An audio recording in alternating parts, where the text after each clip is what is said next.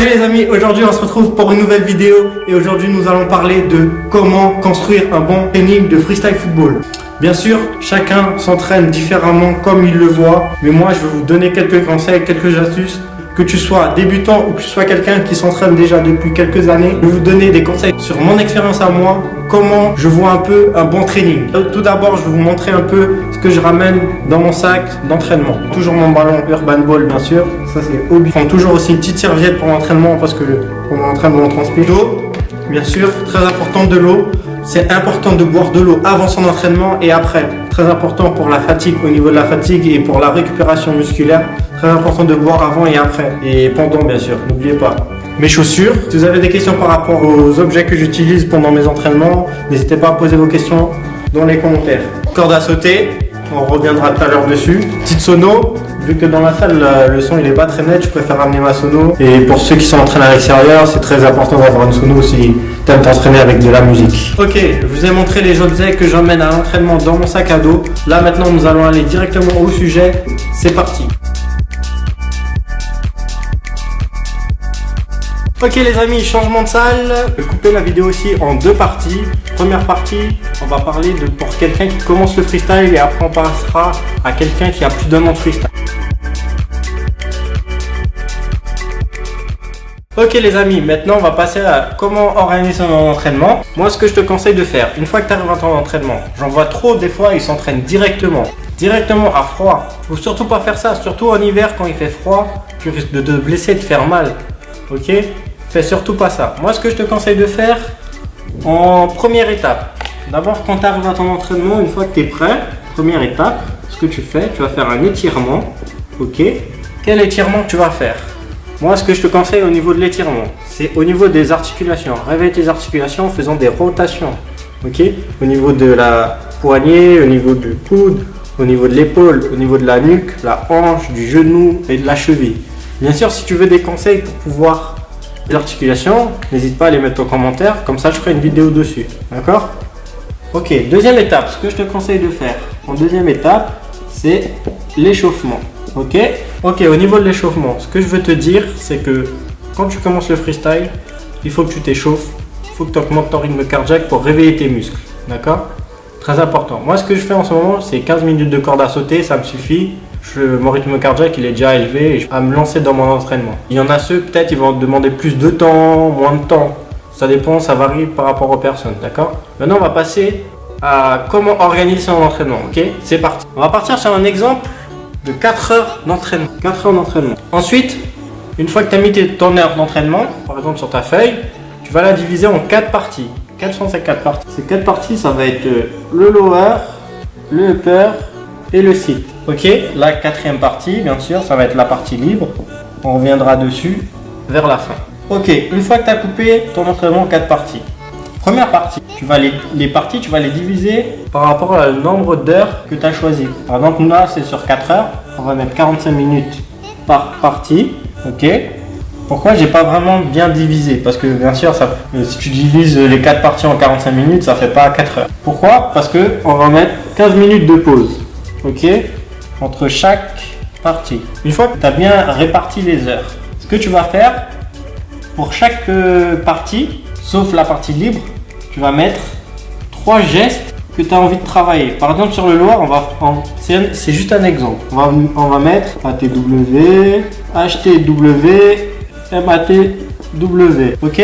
Quand tu commences le freestyle, tu mets maximum 3 gestes pour les 3 premières parties. Ok? Ces 3 premières parties-là, ce sont les catégories du freestyle football, qui sont le lower, upper, sit. D'accord? Une fois que tu as mis tes 3 gestes maximum par catégorie, on va passer à la pause. À la pause, qu'est-ce que tu vas faire à la pause? À la pause, ce que je te conseille de faire, c'est de récupérer de l'énergie, boire de l'eau. Et ce que je te conseille, c'est de mettre les gestes que tu as envie de travailler par catégorie du freestyle football sur ton téléphone. Comme ça va te permettre de revoir les gestes et de bien les travailler après ta pause. D'accord? Ok, une fois que tu as fait tout ça, on passe à la partie libre. La partie libre, c'est le moment où tu vas te lâcher. C'est pas le moment où tu vas te concentrer sur un geste et l'apprendre. Non. C'est le moment où tu vas te lâcher. Moi, ce que je fais, je mets de la musique et j'essaie de me concentrer sur la musique, essayer de mettre mes gestes sur la musicalité. Ok? Une fois que tu as fait tout ça, du coup là, normalement, quand tu as fini ton entraînement, à la fin de ton entraînement, tu rentres pas chez toi directement. Ce que je te conseille de faire, c'est de faire un étirement. Mais là, ça va être un étirement au niveau du muscle. Pourquoi faire un étirement à la fin? C'est pas pour éviter forcément les courbatures ou les blessures. C'est un étirement pour garder ta souplesse. Parce que plus tu vas grandir, plus tu vas perdre de la souplesse. Ok, c'est très important de prendre ce moment à la fin pour pouvoir t'étirer et garder ta souplesse. D'accord? Et gagner en souplesse, pourquoi pas. Voilà. Ça, c'était comment organiser son entraînement pour quelqu'un qui commence le freestyle. Maintenant, on va passer à comment organiser son entraînement pour quelqu'un qui a plus d'un an de freestyle. C'est parti.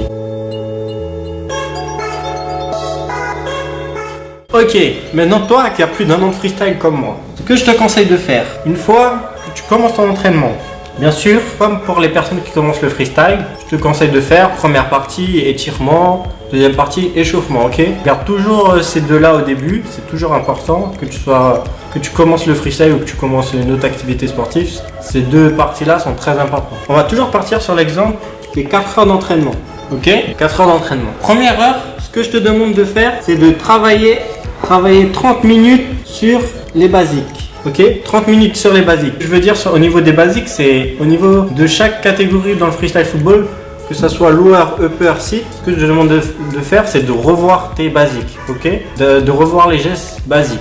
Une fois que tu as fait ça dans ton entraînement, 30 minutes où tu as revu les basiques, ok, on va dire première étape. Là, en deuxième étape, ce que tu vas faire, c'est que tu vas travailler les gestes que tu as envie d'apprendre.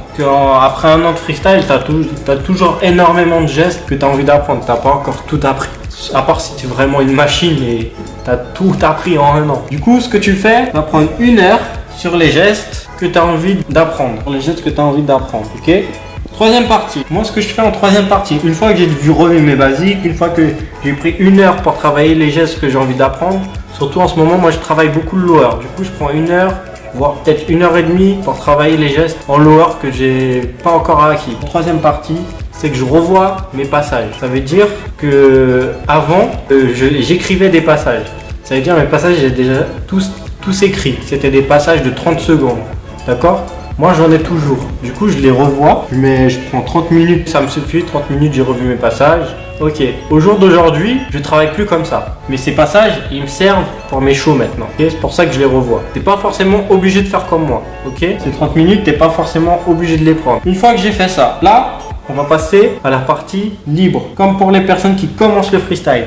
Partie libre. Là, sur la partie libre, je veux prendre 2 heures. C'est la partie qui va prendre la plus grosse partie de mon entraînement. Pourquoi? Parce que c'est la partie en fait où tu as besoin de travailler ta fluidité, ta rapidité, si tu veux être rapide et tout ce qui est au niveau technique. D'accord? C'est là où tu vas te lâcher, c'est là où tu vas freestyler comme tu le sens. Ça veut dire, c'est pas un moment où tu t'es dit, ouais, à ce moment-là, je fais ça. Comme au niveau des passages construits. D'accord? Là, ça va pas être des passages construits. Une fois que j'ai fait tout ça, à la fin de mon entraînement, ce que je fais, comme d'habitude, comme pour quelqu'un qui commence le freestyle, c'est l'étirement. Ok, c'est la fin de la vidéo. J'espère que la vidéo t'a plu. N'hésite pas à mettre un pouce bleu. Et surtout, sur la prochaine vidéo, on parlera du renforcement musculaire que j'ai pas pu parler dans cette vidéo-là. Un sujet qui me tient à cœur. Du coup, on se retrouve pour la suite. N'hésite pas à commenter, à partager et surtout, abonne-toi si ce n'est pas déjà fait. Si.